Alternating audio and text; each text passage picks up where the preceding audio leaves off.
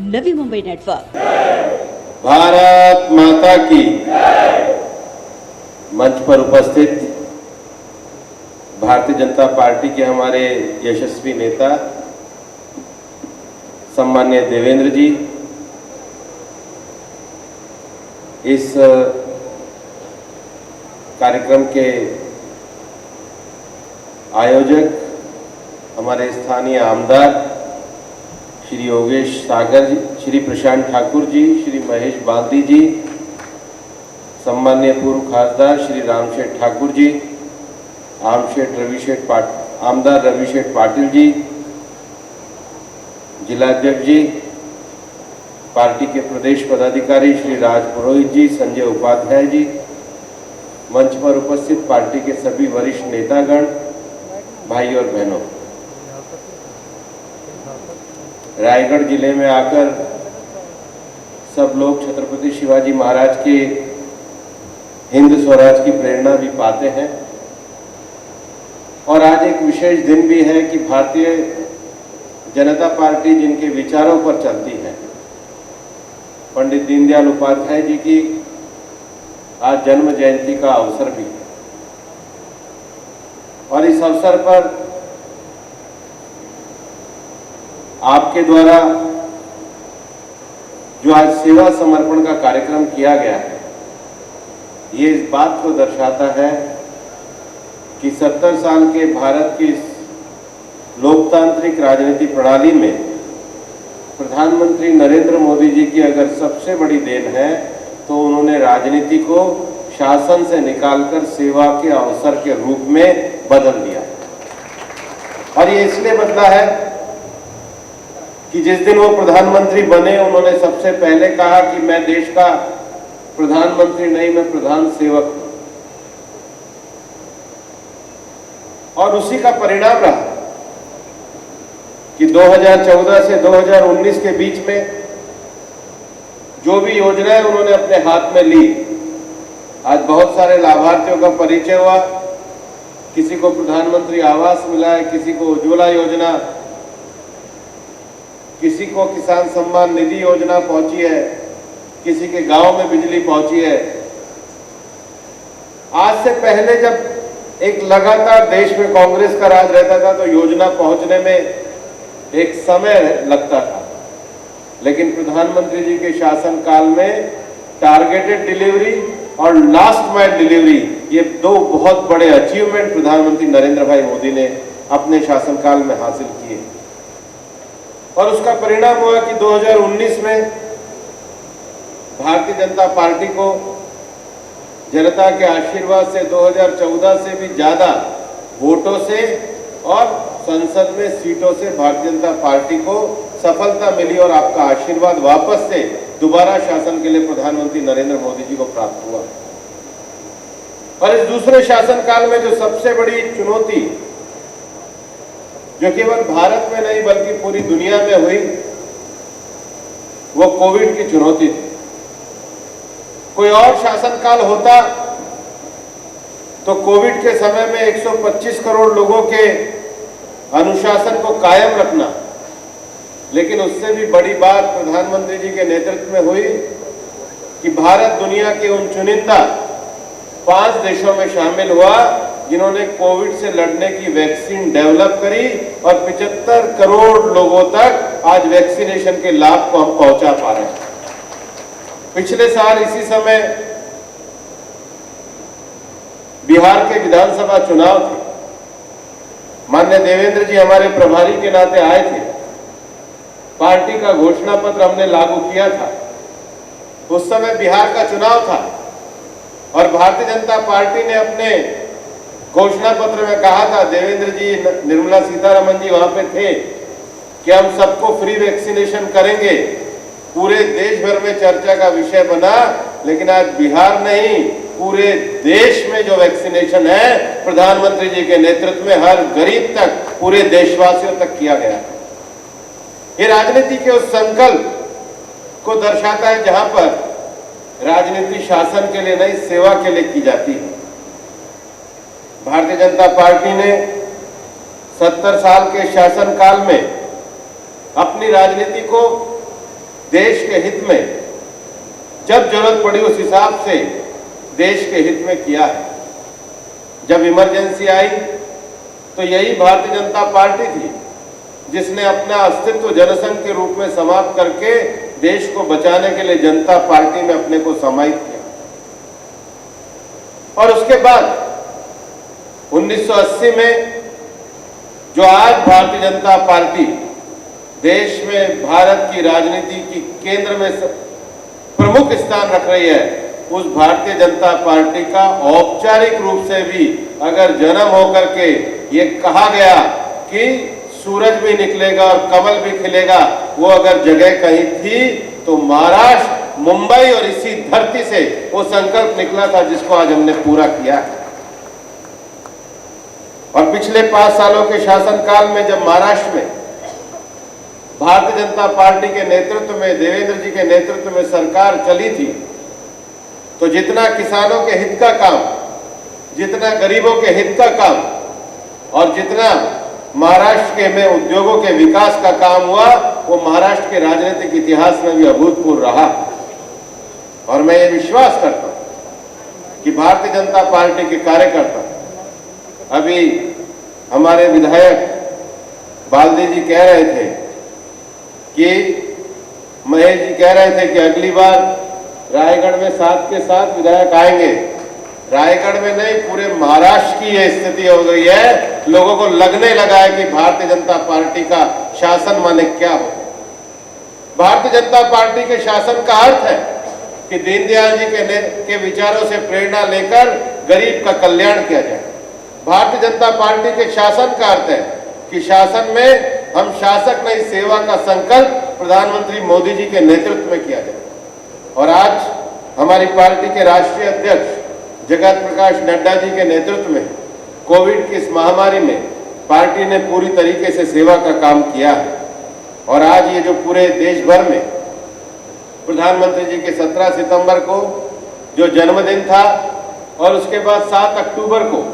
उन्होंने जब गुजरात के मुख्यमंत्री के रूप में शासन संभाला था, आज उसके 20 साल पूरे हो रहे हैं। लेकिन वो 20 सालों के अंदर हमने देश की राजनीति को बदला है, हमने देश में राजनीति के मिजाज को बदला है। 20 साल में आज हर राजनीतिक दल लोगों के बीच में जाता है तो क्या शासन में किया है, क्या गवर्नेंस में किया है, उसके हिसाब किताब को लेकर के जाता है। और अगर गवर्नेंस का हिसाब किताब किसी ने लोगों में बीच में पहुंचाने का अगर किसी राजनीतिक पार्टी ने काम किया है तो भारतीय जनता पार्टी ने किया। और इसलिए अब सेवा और समर्पण के इस कार्यक्रम के माध्यम से जो यहाँ भी स्थानीय स्तर पर काम हुए, चाहे हमारे यहाँ के प्रमुख हमारे नेता रामसेठ ठाकुर जी के नेतृत्व में एक लंबे समय से सेवा का काम किया हो, लोगों की सेवा की गई हो, ऑक्सीजन सिलेंडर से लेकर वैक्सीनेशन से लेकर के लोगों को कोरोना काल में भी सहायता सामग्री उपलब्ध कराने का काम किया हो, ये काम भारतीय जनता पार्टी आज देश के कोने कोने में कर रही है। लेकिन शासन में रहते हुए भी पार्टी ने जो सेवा का संकल्प किया है उसको लगातार अगर आगे बढ़ाने का कोई एक दिन है जो हमको अपने मन में भी पवित्र होने के लिए प्रेरित करता है, तो वह आज का ही दिन पंडित दीनदयाल उपाध्याय जी की जयंती का दिन है। मैं जब यहाँ पर आया हूँ तो कुछ विषय भी हमारे स्थानीय विधायक प्रशांत ठाकुर जी और महेश जी के द्वारा किए गए हैं। देवेंद्र जी ने सही कहा है, दोनों अपने आप में बहुत सक्षम है, लेकिन चूंकि मैं यहाँ पर हूँ, अगर प्रशांत जी ने जो रेलवे का विषय कहा था, निश्चित रूप से वो रेलवे का विषय हमारे पूर्व अध्यक्ष महाराष्ट्र के अभी रेल मंत्री के नाते भी हैं, वो आपके काम को जल्दी ही पूरा करेंगे। जो दूसरा विषय पर्यावरण को लेकर के जो गणेश जी की मूर्ति का विषय है,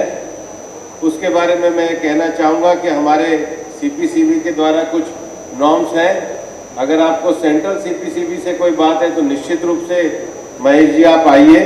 कभी भी आइए, आपका स्वागत है। जो हमारी तरफ से बातचीत होगी उसको पूरा करने का काम करेंगे। जहाँ तक NHI का फेज 1 और फेज 2 की बात आप कह रहे हैं, हम लोगों ने एक व्यवस्था शुरू करी है कि देश में एनवायरनमेंट और जो क्लियरेंस के काम है सबको दिल्ली ना आना पड़े। देश भर में हमने 19 IRO integrated regional office environment ministry की तरफ से खोले हैं आपके जब आप कहें उसकी मीटिंग हम आपकी मुंबई में ही करा देंगे, दिल्ली आने की आपको आवश्यकता ही नहीं रहेगी, ताकि आपके काम में किसी प्रकार की दिक्कत ना हो। तीसरा जो विषय माथेरान का विषय है, जो हमारा जो फॉरेस्ट होता है, जो सेंट्रल मिनिस्ट्री है वो फॉरेस्ट के संबंध में केवल क्लियरेंस देती है, लेकिन फॉरेस्ट को जो मेंटेन करने का काम है वो स्थानीय राज्य सरकार का होता है। मेरा यह कहना है कि आप ये पहले पता कर लीजिए कि आपकी राज्य सरकार ने उसका प्लान बनाया या नहीं बनाया है। अगर राज्य सरकार प्लान बनाती है, चाहे फॉरेस्ट के विषय में हो चाहे वाइल्ड लाइफ के विषय में हो, उसको राज्य सरकार का जो फॉरेस्ट डिपार्टमेंट है, राज्य सरकार का जो वाइल्ड लाइफ डिपार्टमेंट है, वो उस प्रस्ताव को जो भेजता है तो उसकी समीक्षा केंद्र के द्वारा की जाती है। लेकिन मेरा ये मानना है कि दुनिया भर में इस समय जो सबसे बड़ा विषय है वो जलवायु परिवर्तन का विषय है, और जलवायु परिवर्तन के इस विषय में अभी माननीय प्रधानमंत्री जी की भूमिका दुनिया भर में बहुत महत्वपूर्ण रही है। हम जानते हैं कि सत्ता में आने के बाद उनके नेतृत्व में पेरिस एग्रीमेंट में भारत की एक बहुत बड़ी भूमिका रही, और पेरिस एग्रीमेंट में जब ये तय किया गया कि दुनिया उन वैकल्पिक विषयों पर ऊर्जा उत्पादन के लिए जाए जहाँ पर पर्यावरण को सबसे कम नुकसान हो, तो माननीय प्रधानमंत्री नरेंद्र मोदी जी के नेतृत्व में ही इंटरनेशनल सोलर अलायंस बनाया गया, उसका भारत में केंद्र बनाया गया। और केवल भारत में केंद्र नहीं बनाया गया,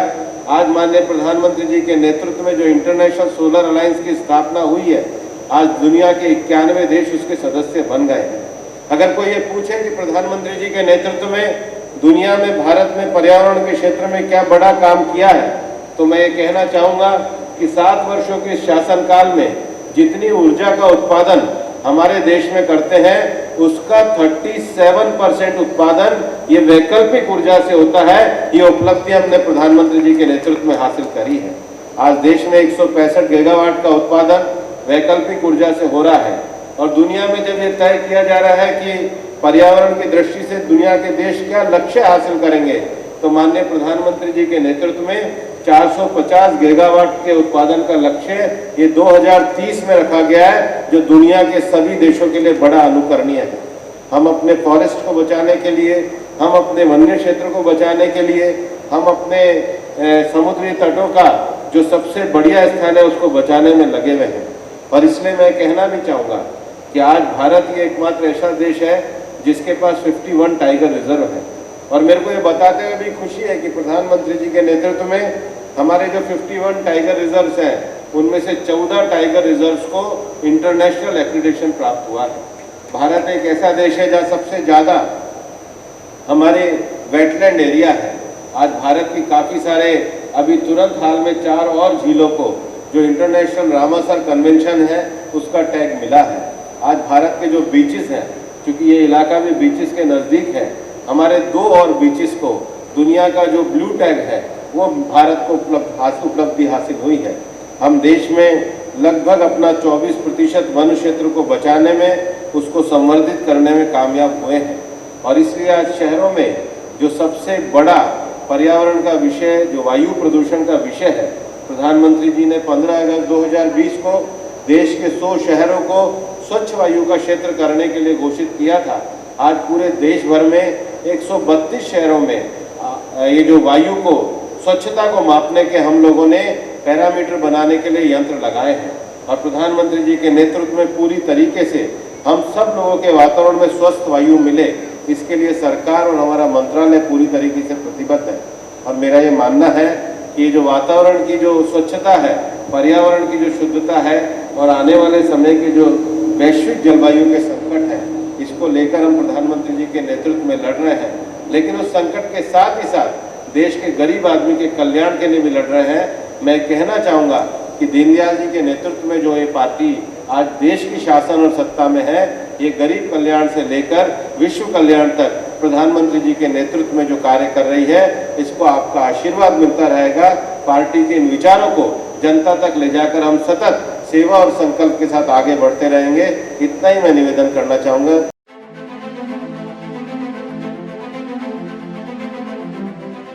Do you aspire to upgrade your living? With Arihant Advika, Sector 9, Vashi. Upgrade to iconic residential tower